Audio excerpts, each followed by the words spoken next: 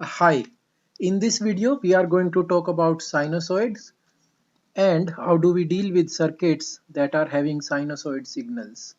So sinusoid is basically a signal that will have a form of sine and cosine, and the value of voltage or current will keep on alternating. These are also called AC circuits. So normally we take the standard form of sine as Vm sine omega t, where omega is the angular frequency in radian per second, Vm is the magnitude, and omega t is also called the argument. The time period is related with omega as 2 pi by omega, and 1 by time period is also called frequency in hertz. These are some standard things, and how do we get a periodic sine wave and all. Now there is an important concept of phase. If I look at this and this, they are having same amplitude, same frequency, but they differ in phase. This one is ahead of this one. So this is having a phase difference of plus phi. This is one important thing that we are going to deal with circuit analysis. Now there are some trigonometric identities that we are all aware with, and if I tell you, okay, if I have amplitude, phase, frequency of a sinusoid from the given statement, can we calculate that? That is very easy. This is omega, this is amplitude, this is phase, 2 pi by omega is time period, and 1 by time period is frequency in hertz. We can also calculate, okay, we can ask you if V1 is this, V2 is this, can we add them, can we subtract them, and all those things. We can do all of them, and after some calculations with various sinusoids having same omega, we realize that addition or subtraction or multiplication by some constant does not change the omega. So then we bring the concept of phasors, and very briefly we are going to focus on some of the convention that we use for our case. We say that if I have a sinusoid in the form Vm cos omega t plus phi, then the equivalent information that I need is only the amplitude Vm and the phase phi, because omega is going to remain same.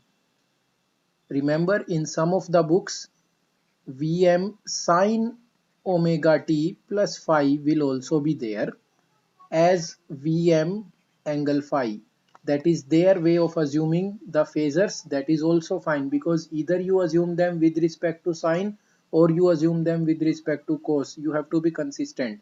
We are assuming with respect to cos. Now there is one more thing which you will find in some of the textbooks, that Vm is RMS value or actual value.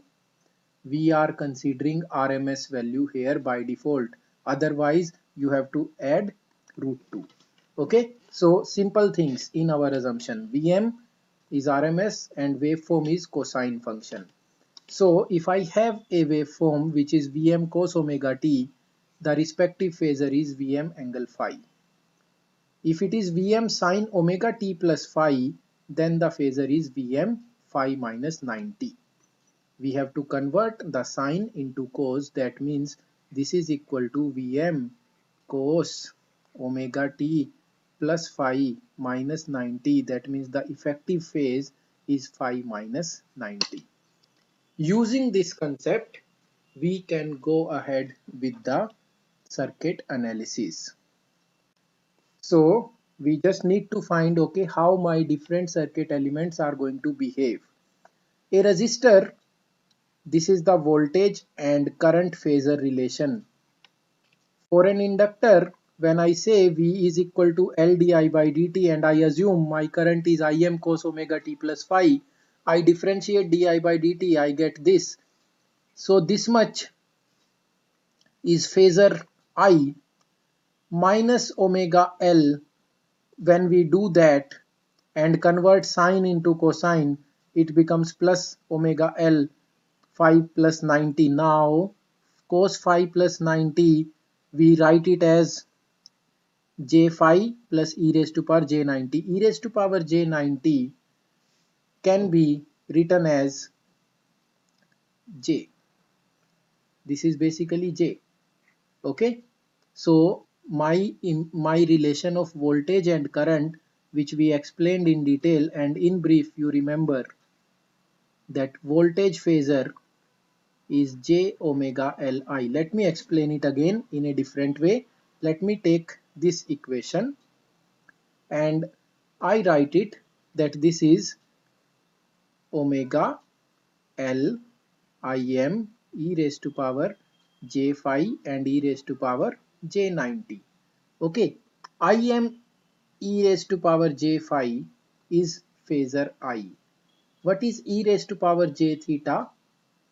That is, now this is polar form, sorry, this is exponential form. In polar form, this complex number can be written as magnitude. What is the magnitude of this? 1 and angle 90.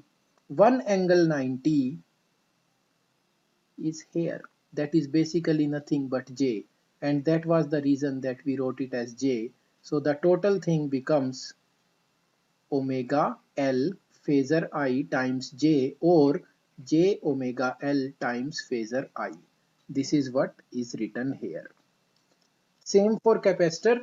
I is equal to C dV by dt, and if I follow the same step, I will get this relation. That means I phasor is j omega C times voltage phasor, or V phasor is I by j omega C. How do I use them? So I am given, this is my voltage 12 cos 60t plus 45 degree. This is the inductor value, and we are asking what is the current. We say for current or voltage relation of inductor, the relation is V is equal to j omega L into I. That means I is V by j omega L. What is V in phasor form? It is 12 angle 45. 12 angle 45. What is J? J is 1 angle 90. So 12 angle 45. What is J? J is 1 angle 90. What is omega? Omega is 60 here. Omega is 60. What is L? L is 0.1. When I multiply all the magnitude, 1 into 60 into 0.1, that means 6. So I get 6, and all the angles, there is only one angle 90. So 12 angle 45 divided by 6 angle 90. 12 by 6 is 2. 45 minus 90 is minus 45. Now I convert it back into time domain. So it will be 2 cos omega is same and angle is minus 45. This is how we use the concept of phasors for our circuit analysis. So just a brief summary before we conclude the introduction part, that for inductor, capacitor and resistor, we are going to consider the time domain and frequency domain equivalents. In time domain, the voltage current relations are these, and in frequency domain, the relations are these. That means if I take the ratio of only V by I and I call it at impedance, then impedance of resistor is R, impedance of inductor is j omega L, and impedance of a capacitor is 1 by j omega C. If omega is 0 at DC voltages, impedance of inductor is 0. Inductor is a short circuit for DC. And in omega is 0, that means 1 by 0 infinity, capacitor is open circuit for DC, and vice versa for high frequencies. So in the next very brief video, we are going to see more circuits with the concept of phasors.